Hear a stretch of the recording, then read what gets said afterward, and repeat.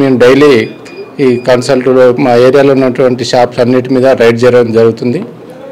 3 shift వైజ్గా ప్రతి BC, ప్రతి blue coat, ASI, SI up to inspector rank వరకు డిఫరెంట్ టీమ్స్ 3 షిఫ్ట్ వైజ్గా నైట్ 1 o'clock వరకు ఈ వెహికల్ చెకింగ్ పెట్టారు. పర్సనల్గా ఆ గోదామ్స్ రైడ్ చేయటాలు, ఇన్ఫర్మేషన్ పెట్టి డెకాయ్ ఆపరేషన్ చేసుకుంటా ఇప్పటివరకు ఒక 22 కేసెస్ వరకు రిజిస్టర్ చేయడం జరిగింది.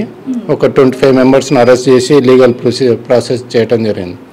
అదేవిధంగా ఇప్పుడు ఒక 20 మెంబర్స్ ఈరోజే బైండ్ ఓవర్ కూడా 1 lakh రూపీస్కి వాళ్ళకు బైండ్ ఓవర్ చేయడం జరిగింది.